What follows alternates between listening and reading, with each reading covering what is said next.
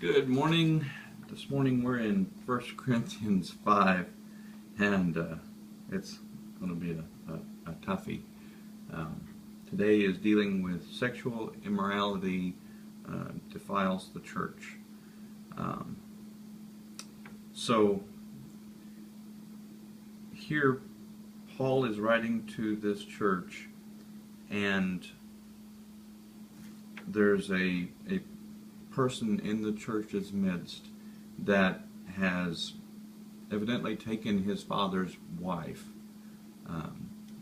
Not his mother, but like a stepmother. Yeah, like a stepmother situation, because it doesn't say his mother, it says his father's wife. So this is the sin that they're dealing with in this church body, and basically Paul is saying, okay, kick him out. But I think it's important to read for the spirit also, the spirit of how it's said. It's not like a witch hunt. This person who is doing this unnamed individual, has claimed to be a part of the church and has claimed to be a follower of Christ and has claimed to be a believer. And in the midst of saying, I am a follower of Christ, he is meanwhile involved with his stepmother, which by the customs even around them would not even be tolerated by the people in Corinth, who were very sexually permissive. They wouldn't even have allowed this particular arrangement. So the fact that he's doing that while proclaiming to be a Christian, that's where the problem comes in. Not just that he's in sexual sin. And the spirit of what Paul is saying here isn't like a witch hunt, like go and knock on every door and see where you can call people out for their sin. The spirit that it's written in is remove him from your midst. Don't let him be known as a Christ follower until he's ready to come back and be true to that cornerstone, and to align his actions to reflect what Jesus said you should do. And Jesus very clearly said, honor the marriage bed. And that's not honoring the marriage bed. That's, putting it in real practical terms, that would be like if Justin and I were having an affair. Mm-hmm. And that's just not okay for Justin to say that he's a Christian and then to have an affair with me when I'm married to you. Mm-hmm. But it's the part that really struck me through all of this. At first I was really uncomfortable with it, because we're in a culture where we want to tell everybody that everything they do is okay. But that's not the case. Not all work that kids produce is good. Not all performances are fantastic. Not all choices are okay. And we need to be secure enough in what God has told us is right and wrong to be able to confront, but not like a witch hunt. But it says of sincerity and truth. We need to be confronting people in a way that truly wants to bring them back into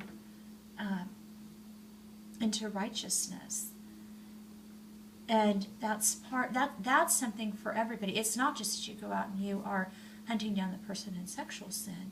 It's that anytime you see someone who says, this is how I want to be, and then they're not living that out, it's not that you should go and gossip behind their back or sound a trumpet and say, we're going after Tommy Jones today because we saw him down at the bar. Well, no. You need to go to them quietly, and it says somewhere else, first with one, then with two or three, and then in front of the assembly.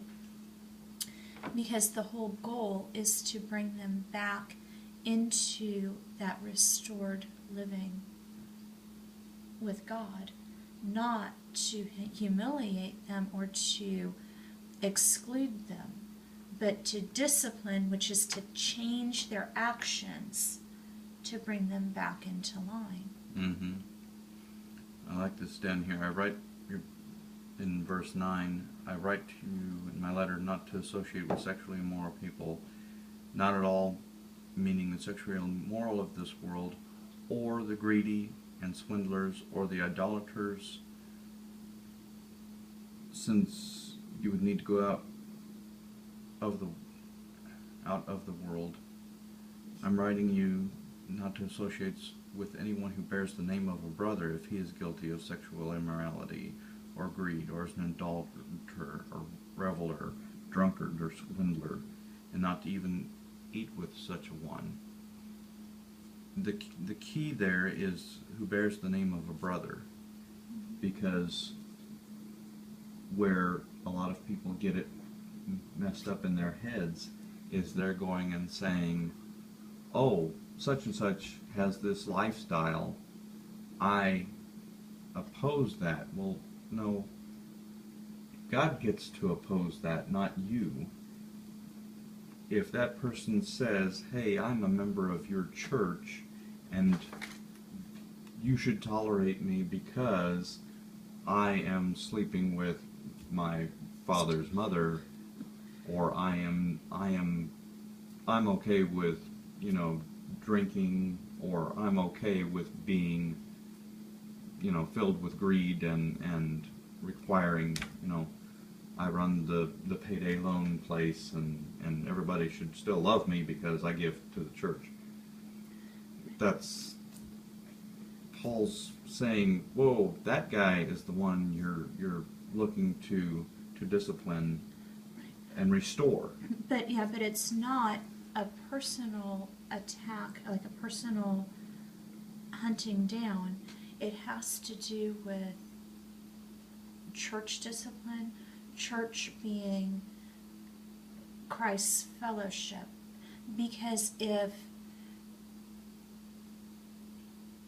someone from outside, someone from the world, looks in at this group of people and they see that, okay, well, these people all say this person acts like this on Saturday night or Friday night or Monday through Friday at their job, that's where the problem comes in with the whole, well, they're just a bunch of hypocrites because Joe's a Christian and yeah, you should see Joe down at the bar. His wife's at home with their 3 kids, and he's out on the dance floor all over Sally Joe and making it rain.